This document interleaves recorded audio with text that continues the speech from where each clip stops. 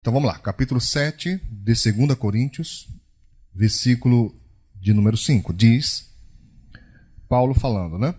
Porque mesmo quando chegamos à Macedônia, a nossa carne não teve repouso algum. Antes, em tudo fomos atribulados. Por fora, combates, temores por dentro. Mas Deus, que consola os abatidos, nos enviou, nos consolou com a vinda de Tito.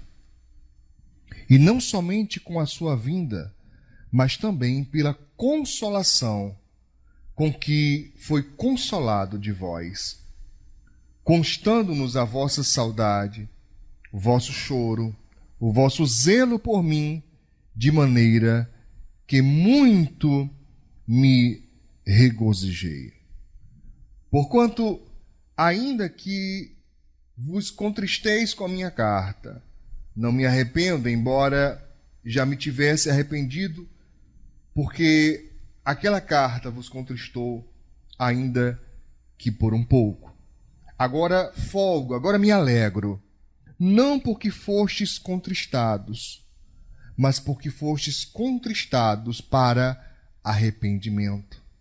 Pois fostes contristados segundo Deus, de maneira que por nós não padecestes dano em coisa alguma. Eu queria, vamos até o versículo 9, eu queria que você pudesse repetir comigo a parte principal que eu gostaria de ler novamente, o verso 5, que diz: porque mesmo quando chegamos à Macedônia, a nossa carne não teve repouso algum. Antes em tudo fomos atribulados. Por fora, combates, lutas. Por dentro, temores. Olha, meu irmão, minha irmã, esses dias nós temos nos imbuído de uma missão de alertar o povo de Deus em relação a tudo isso que está acontecendo. Hoje eu busquei no Espírito Santo uma palavra que pudéssemos falar novamente, seguindo nessa mesma direção, de alertar ao povo, de dizer: olha, gente, nós precisamos continuar exercendo a nossa fé e a nossa confiança em Deus. Eu não sei se você tem essa visão, se você concorda, mas eu nunca tinha visto tanto medo em nossa nação. Do que mais as pessoas falam, as notícias que são replicadas, repassadas nas redes sociais, uma grande, esmagadora maioria delas fala de dor, fala de morte. E isso tem causado um medo muito grande nas pessoas. O que é bem normal, o que é natural. Mas o que chama a minha atenção, que me deixou abismado, foi ver e perceber pessoas que são da fé, que professam uma fé em Deus, abatidas pelo medo. Algumas quase destruídas pelo medo. Irmãos, isso é notório, isso é um fato. Uma boa parcela da nossa nação está totalmente desestruturada. Eu encontrei e conversei com pessoas ao longo desses dias e eu pude perceber em loco o quão difícil está sendo para a maioria das pessoas atravessar esse momento. E quando eu estava meditando a respeito desse texto, eu observei no apóstolo Paulo algo muito interessante. Paulo aqui ele expressa a realidade. Paulo não faz de conta que não está acontecendo nada na vida dele. Ele diz bem claramente: olha isso, presta atenção. Não houve repouso na nossa carne. A nossa carne, está falando do corpo, não teve descanso, não teve repouso. Porque por fora, ou seja, para além de mim, era problema, era luta, era confusão. Né? Ele diz aqui bem claramente, né? Tribulações. Né? Porque nós somos atribulados em tudo. Por fora vinham essas tribulações. E por dentro ele diz, né?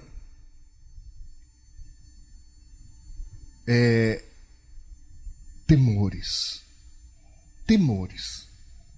No plural, temores.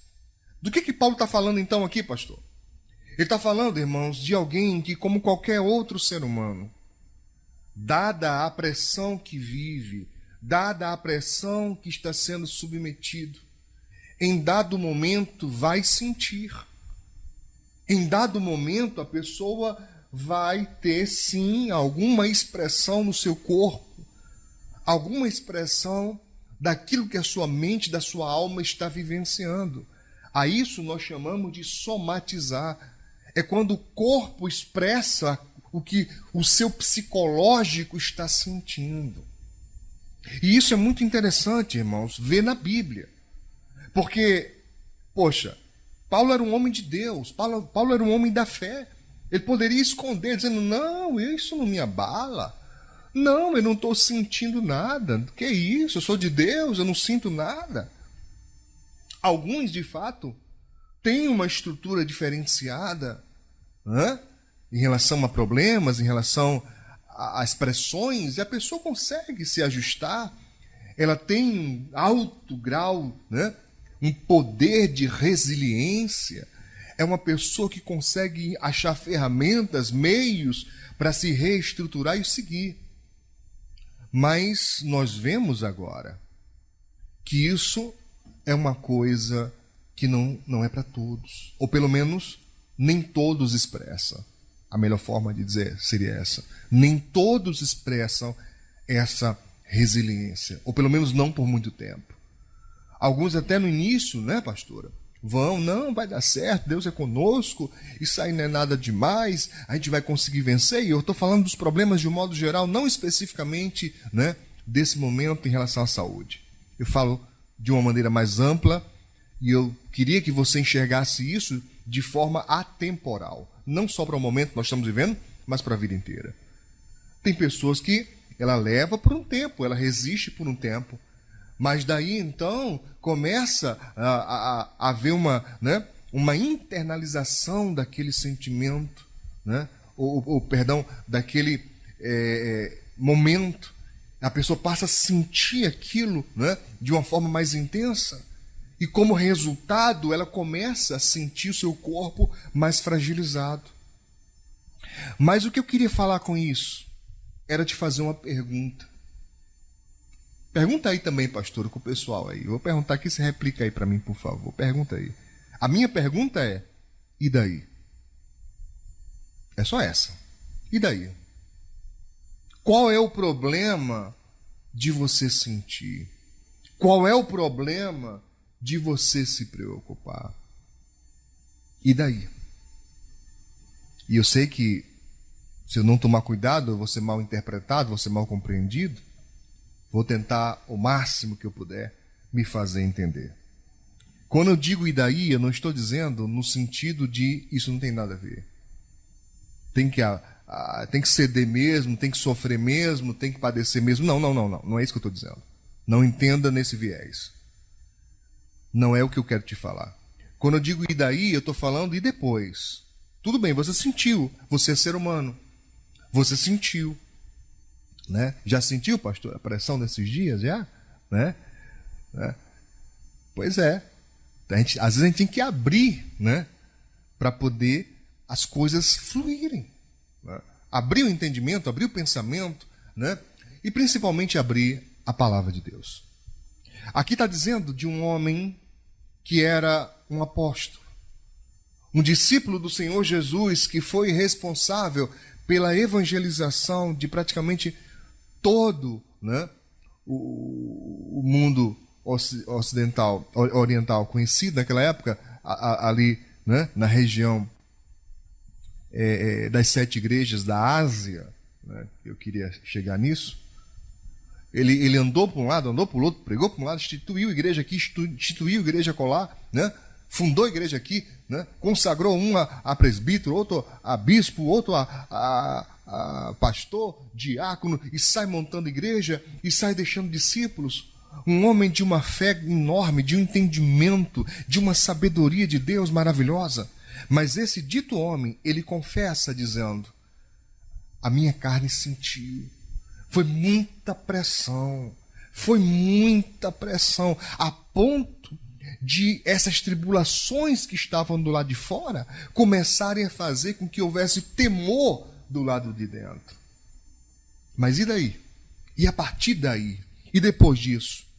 Era isso, né? Ou pelo menos era aqui onde eu queria chegar com você. Paulo sentiu, mas o seu sentimento não o parou. Paulo sentiu, né? Mas aquela pressão que lhe trouxe angústia, que lhe trouxe dificuldade, não teve poder de fazê-lo parar de pregar o evangelho. Esse é o mesmo Paulo que chegou a dizer: ai de mim, se não pregar o evangelho. Ele continua pregando, ele continua andando. O que eu consigo enxergar aqui nesse texto? O que eu consigo abstrair desse texto? É que sentir é normal. Isso apenas prova de que você é humano. Isso apenas prova de que você não é feito de aço. De que você tem sentimentos, de que você é uma pessoa como um outro qualquer, no sentido de sentir, né? De ter sentimentos, ter sensações, de se envolver, né, com essas sensações e, em dado momento, não obrigatoriamente, não em via de regra, mas possivelmente vir a ter essa sensação de medo, de temor. Mas daí a permitir que isso te domine, daí a permitir que isso defina o curso da sua vida, é que está errado. Porque as pessoas estão ouvindo, e de tanto ouvirem notícias ruins, elas estão começando a acreditar nelas. A acreditar que não tem jeito, a acreditar que a vida é isso mesmo, que está tudo acabado, está tudo destruído, meu Deus, vamos tocar fogo no mundo, e a coisa vai por água abaixo, a pessoa está acreditando nisso. Meu irmão, eu sei que as coisas estão difíceis. Eu me informo, eu assisto, né? Noticiários também. Não estou dizendo que não assisto, eu procuro estar inteirado do que está acontecendo no nosso país e no nosso mundo. Mas eu sei, porque creio em Deus, que a nossa vida está sob controle do Altíssimo. Eu sinto dizer o que vou dizer agora. E espero que você possa entender o que eu quero te falar. Mas para aqueles que um dia já leram a Bíblia, sabem que o Senhor Jesus nos advertiu dizendo: quando vocês ouvirem falar de guerras, rumores de guerras, terremotos em vários lugares, quando vocês ouvirem falar de fome e de peste, não tenham medo. Olha que expressão maravilhosa de Jesus. Ele disse: não tenham medo. Por que razão? Porque é o princípio das dores. Ainda não é o fim. Eu não posso viver como se já fosse o fim, ainda não é, mas já é o princípio. Então, uma coisa é importante falar para quem acredita na palavra de Deus. Se as pessoas agora, pastora, não estão suportando o princípio das dores, o que será delas quando estiver chegando de fato o momento da grande tribulação? Não sei se você já ouviu falar nesse termo, a grande tribulação. Mas será um momento de puro caos, será um momento de dor como nunca houve, e a Bíblia chega a dizer: nunca houve e jamais haverá depois dela. Por isso chamada de a grande tribulação. Mas eu não sou profeta do caos. Eu não vim aqui para te pôr medo. Eu não vim aqui para dizer para você misericórdia, vai piorar ainda. Misericórdia, já tem coisa pior. Eu vim aqui para te dizer da esperança. Porque o que a palavra de Deus me mostra é que nós reconhecemos a realidade, mas essa realidade não define a nossa fé. Porque a nossa fé, a nossa crença, a nossa confiança em Deus, ela vai além de todo entendimento racional, comum. Alguém que está me ouvindo vai criticar e vai dizer, como é que é, pastor? Mas espera aí, eu não já ouvi dizer que o culto é racional? Sim, o culto a Deus tem uma lógica, tem uma ordem, tem começo, meio e fim. Culto racional significa dizer com inteligência, já provando que o culto a Deus não é apenas religiosidade, tá? Mas quando eu falo de fé, eu estou dizendo que chega um limite que a razão para. E a partir dali só se avança através da fé. E é essa a expressão de vida que eu vejo no apóstolo Paulo. Alguém que reconhece a sua realidade dizendo, estou muito atribulado. A minha carne está angustiada. Eu estou com o meu sistema psicoemocional abalado. Eu estou com as minhas estruturas internas, né, tocadas pelo medo. Mas isso não me para. Isso não me freia. E olha aí, Paulo, nesse momento, ele reconhece dizendo, graças a Deus, porque Deus é bom. E mandou um servo dele para me consolar, para me trazer o consolo. Mas no mesmo momento que Paulo reconhece a ação de Deus, enviando um servo, um obreiro, para lhe ajudar, para lhe consolar, para lhe trazer alegria, Paulo não se esquiva de doutrinar a igreja. Você prestou atenção nisso? Ele dizendo, olha, eu estou sabendo que a minha carta entristeceu vocês, porque eu reclamei das coisas erradas que vocês estavam fazendo. Mas eu dou graças a Deus por isso, porque essa é uma tristeza que produz arrependimento. Olha que coisa fantástica, pastora. Ele está cheio de angústia, cheio de medo, cheio de problema, mas se deixa ser usado como canal da vontade de Deus, doutrinando, ensinando a igreja de Corinto. Tá? Ele continua, ele não vai se permitir entrar em depressão, ele não vai se permitir, né, que a tristeza tome conta da sua alma. Ele reconhece, não estou bem, o negócio está difícil aqui para mim, mas ele continua fazendo. E é isso que eu quero te conclamar, meu irmão, né, nessa noite, em nome de Jesus. Continua a tua caminhada, continua crendo, continua confiando. Por que você está permitindo que o medo defina o seu futuro? Por que você está permitindo, não é, que os temores dominem você a ponto de você adoecer? Não, meu irmão. Em nome de Jesus, se você é uma pessoa de Deus, você tem que acreditar, vai dar certo. Nós vamos vencer. Isso tudo vai passar. Isso tudo não é para sempre. Hora dessa aí, a luz vai raiar. Uma hora dessas aí eu vou saber a notícia. O Senhor abençoou. Nós vencemos em nome de Jesus. É isso que eu estou tentando dizer para você. Reconheça a realidade. Reconheça quem você é, mas não permita que as situações definam o curso da sua vida. Assim como o apóstolo Paulo, se erga, se levante, acredite em Deus, continue fazendo o que o Senhor te chamou para fazer, em nome e para a glória do Senhor Jesus. Tá bom então? Que Deus te abençoe, querido, querida, que você possa guardar isso no seu coração, tendo a certeza, eu vou continuar, mesmo atravessando os problemas, mesmo atravessando as dificuldades, eu vou continuar, vai dar certo, em nome de Jesus. Amém? Glória a Deus, em nome de Cristo.